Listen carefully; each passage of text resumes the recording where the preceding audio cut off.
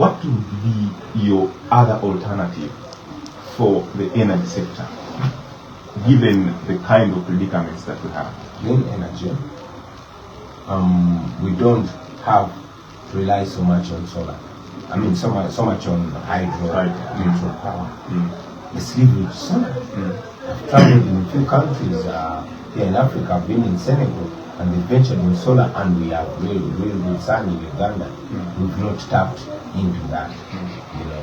So let's be revolutionary. Let's open the market more to ensure that people are empowered. The taxation is high, that even somebody that would have wanted to invest in alternative energy cannot really succeed, you know.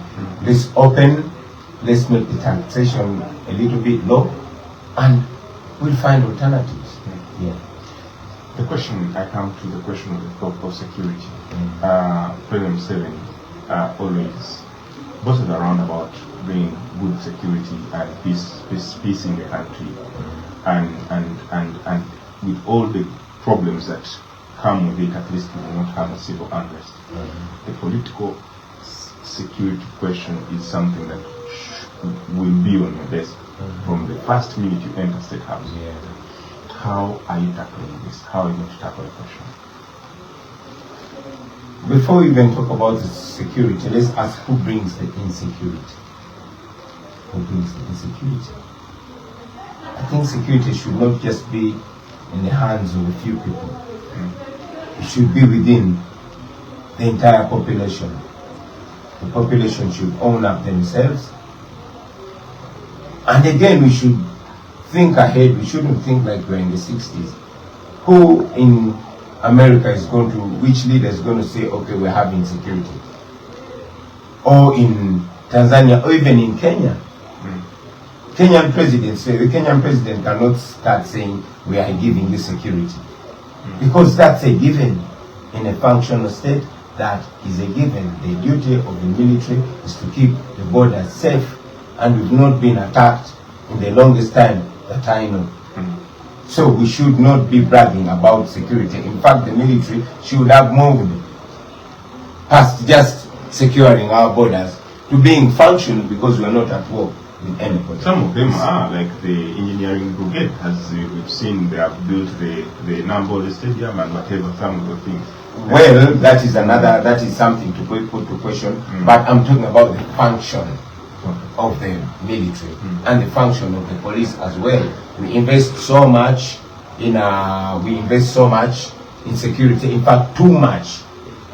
The biggest part of our budget goes to security, which is not even explained. So my view is that we should not look at security or even other services as a favor from the regime. These are things that are supposed to be provided. Are they being provided right? No, I don't think so, because the military in Uganda has been accused and continues to be accused of gross human rights violations. Now the military has more or less taken over the 2021 election. I'm sure you've heard or you will hear about it in the coming days that majority of the presiding officers are soldiers, you know. So what security are you talking about? How do you better it?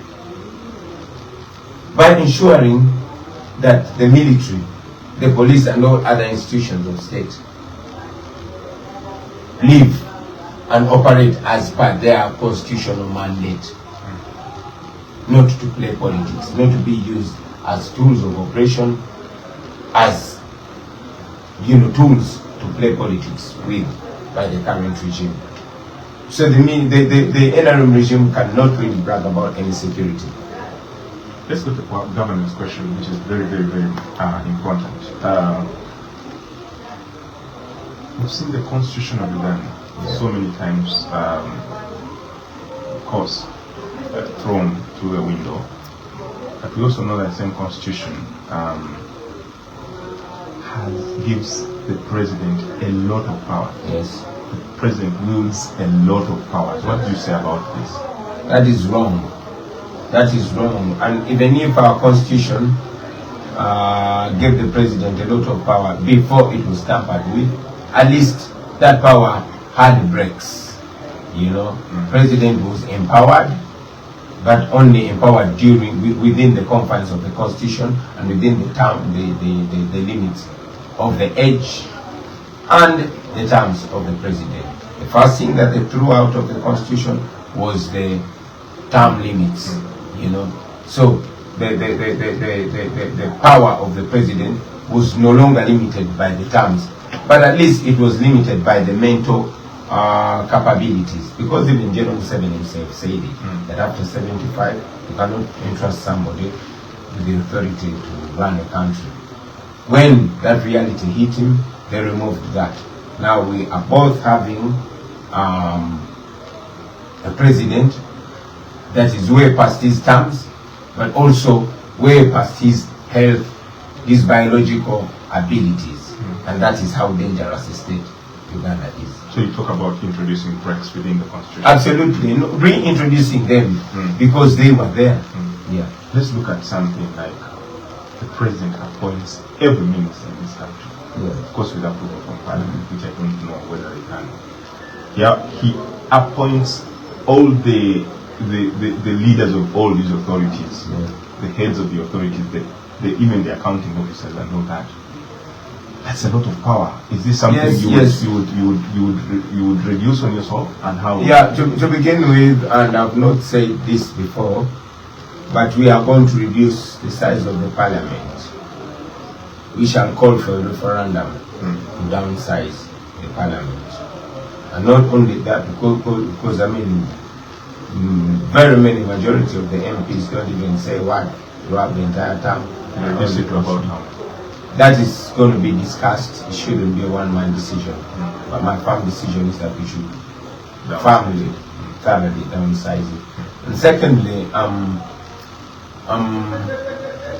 yeah, the power of the president is too much. We have to reduce it and make him a civil servant, a dignified civil servant. But the president should not have the power to appoint the electoral commission.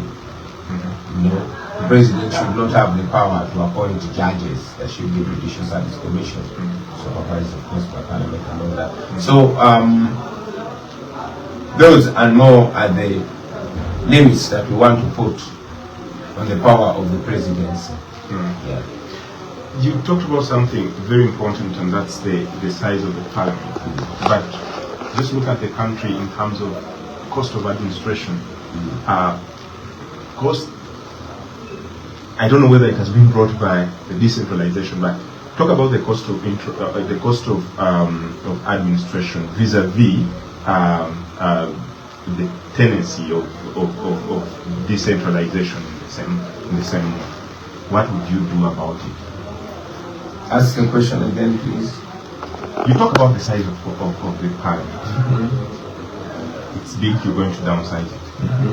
But just doesn't end there, because Uganda still grapples with a very huge problem of the cost of administration. You have cows, you have RDCs, you have RDCs, deputy RDCs, assistant deputy. You know. And yet, probably one can argue that this has been brought by decentralization. Would you be for decentralization as well as reducing the cost of? Absolutely. For decentralization, for reducing the cost of government. Fundamentally, we shall not have no more RCCs or RDCs. You know, and even we'll put more decisions on the decentralized levels. You know, but most importantly, people should be governed by the people they elected, not by people that are appointed. We even intend to downsize the size of cabinet up to 20 ministers. Yeah. Mr. President, talk about cultural leaders. What role in your government will they play, and how important will they be, or will you do all of them? I'll say I believe in culture, I respect culture, I love culture, it's our identity. Cultural institutions have been legislated about before. It is just in number one, allowing people from these ethnicities and cultures the freedom to associate freely without interference by the state, not to use them as political tools, you know, which causes division among the people of these cultures. Mr. President, they taught or supervised by the central government. So how then would they not take decisions? Oh, sorry. So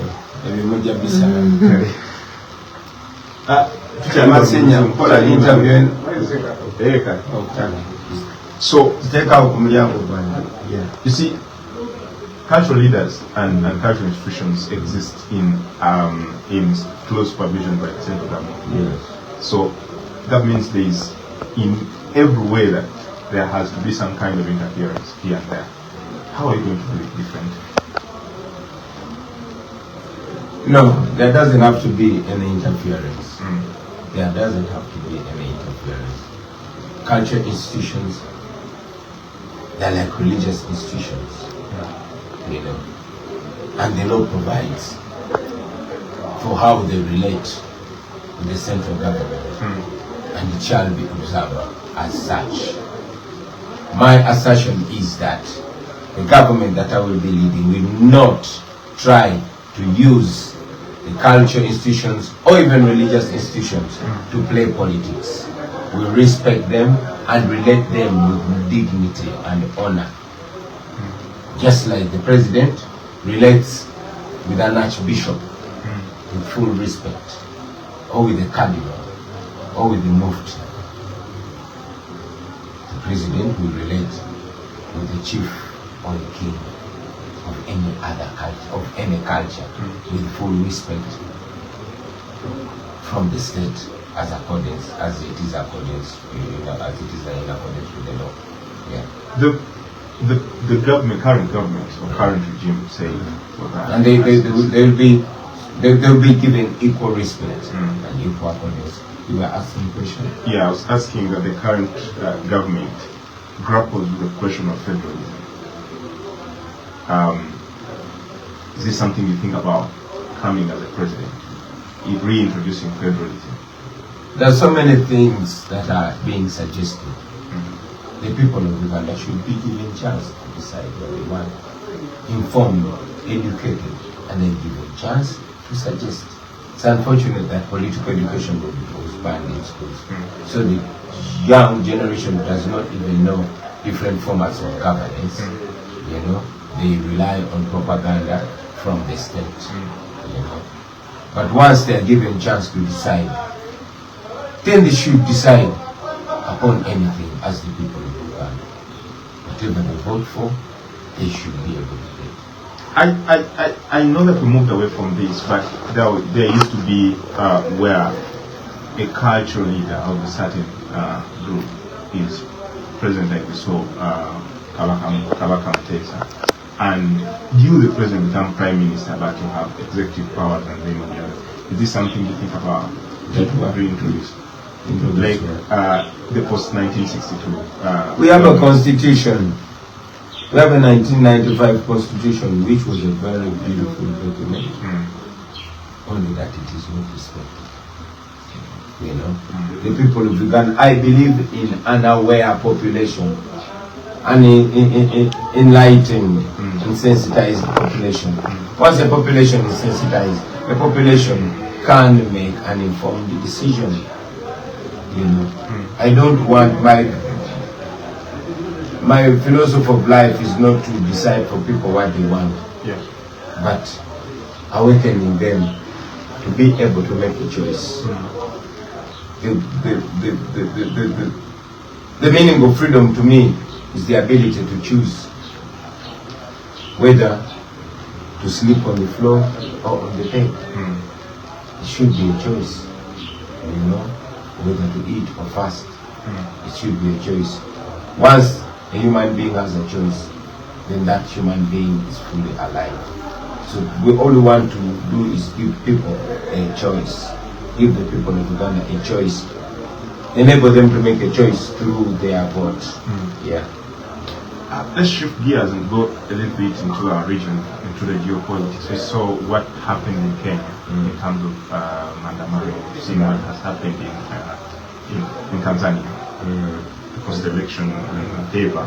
We've seen what's happening in DRC, and of course spills a little bit into Burundi and Rwanda.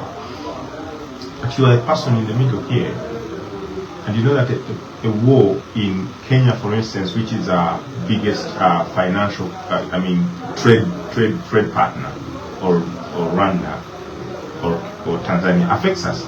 What would be your decision in such matters? Ask the question again.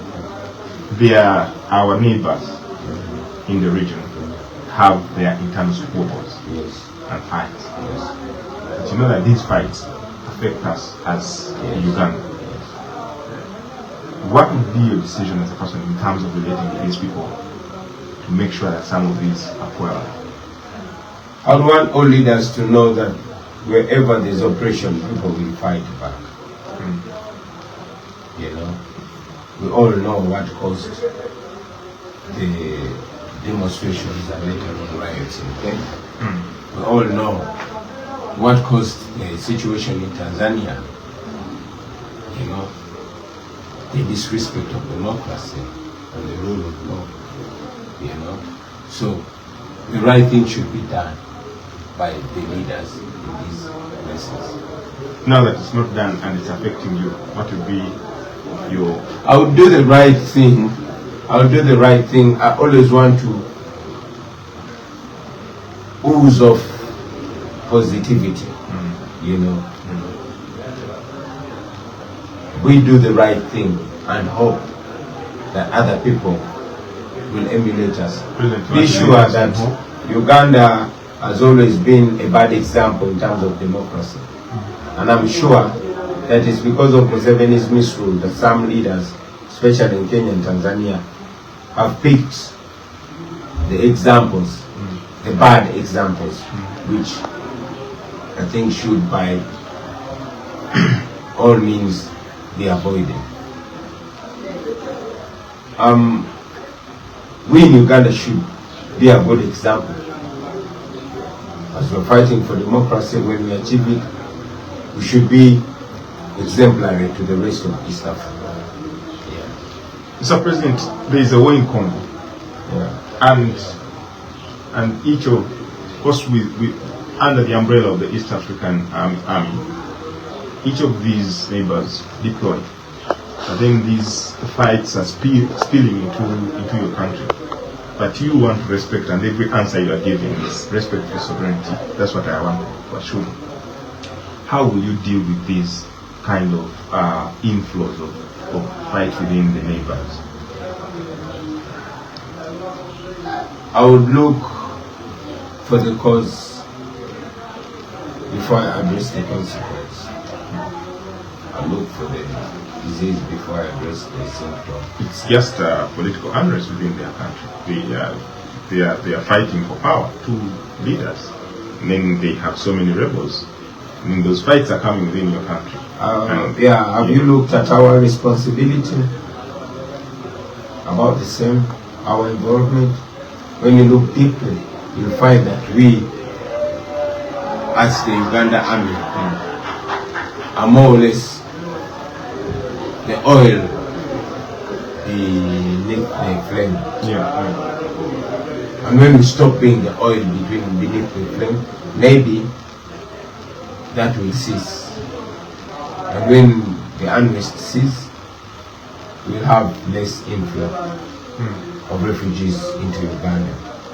But because it's a vicious circle, you'll find the UPDF robbing and raping and causing mayhem to the extent that the International Court of Justice fined us hundreds of millions of dollars.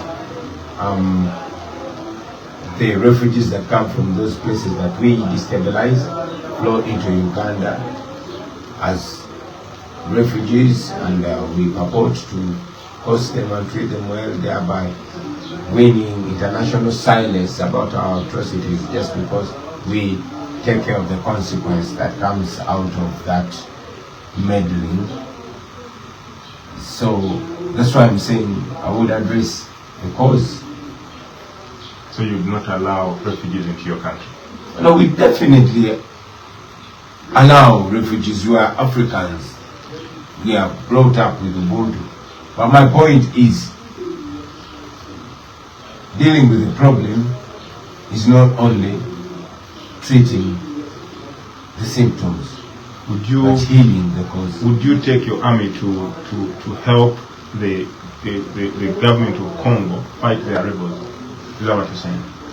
No. I would stop invading Congo. Okay. Yeah. Yeah, let's speak a little bit about diplomacy. How would you relate with the superpowers that we see across the world? We know that for a very long time, President Museveni has been in bed with America. But over time, we know that it's been changing now. He's going more east to the China. And looking at even Kenya, for instance, which for a very long time has been a very big nemesis to the US. But just recently, we saw the president of Kenya going to occupy the highest seat in the US, in the White House. How would you be shaping all these in terms of creating diplomatic calls, creating those diplomatic talks, and making sure that you have, we depend on these diplomacies for very many things. How would you be shaping your kind of government to talk, to think? Unfortunately,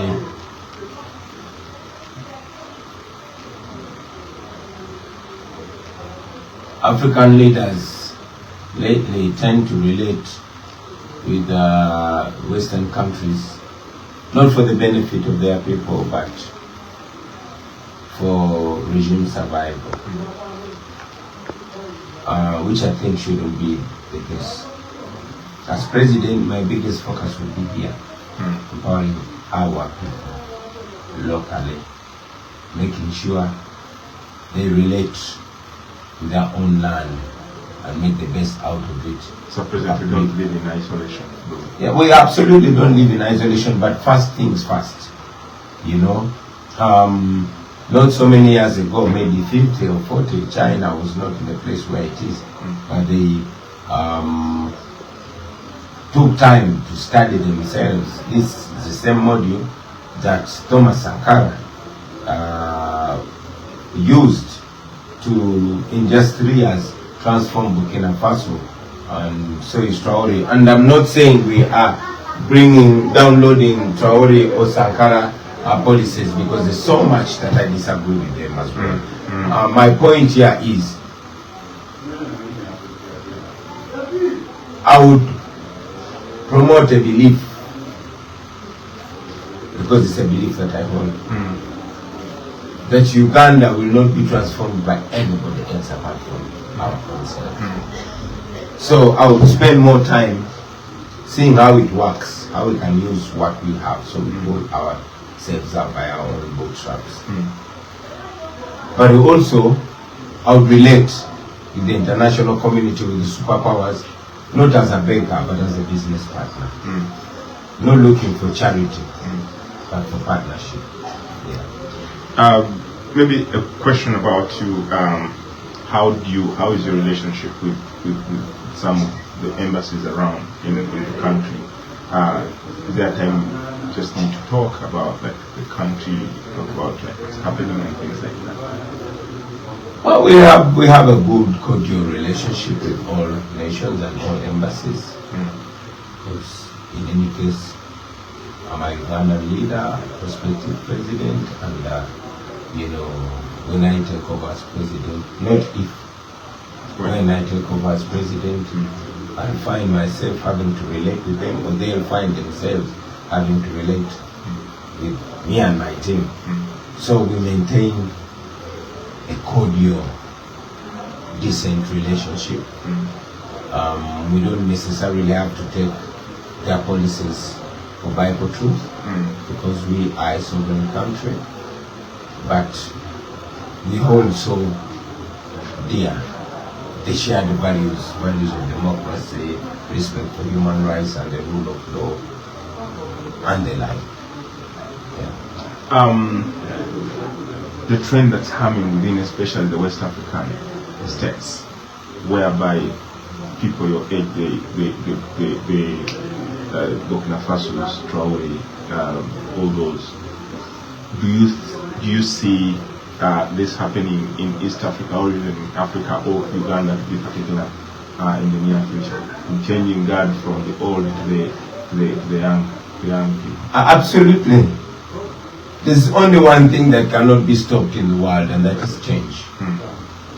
So there will definitely be change in Uganda. How? When? Those are the questions to be answered. Do we see a young generation leader coming up like we've seen in those other states? But you're looking at one. You're looking at one. I see. As I wind this up, I would like you to paint for us a picture of what the next 2 weeks before the election look like for you. Is it even anywhere beyond maybe 1 or 2 weeks? What it looks like and how you're handling this? As you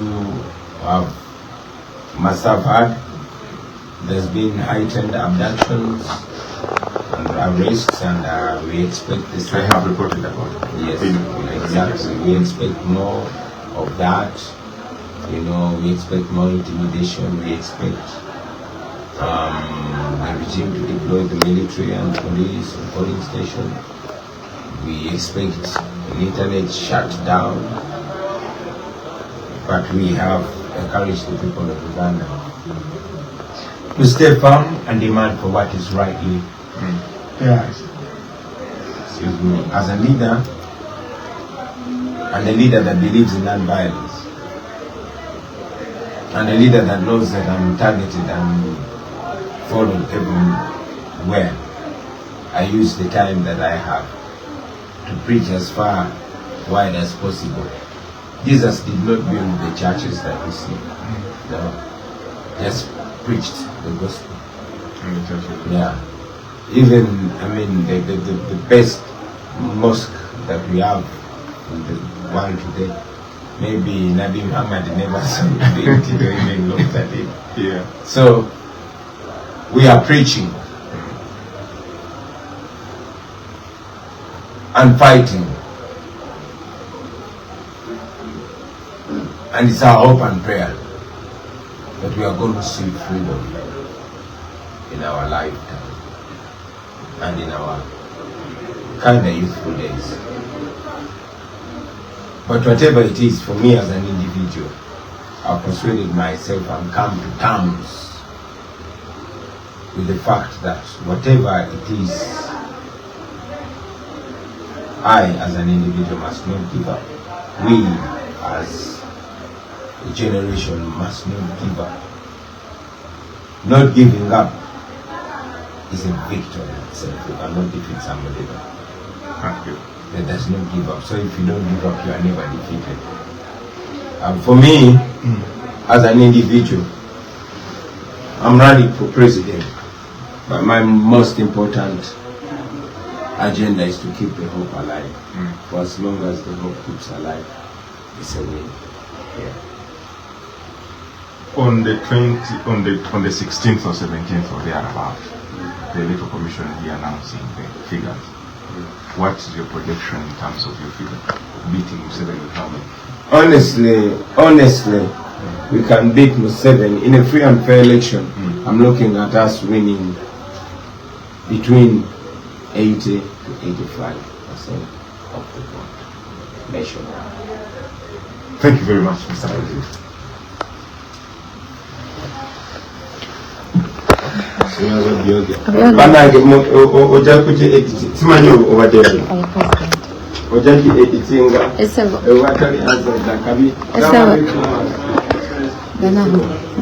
President abibagambye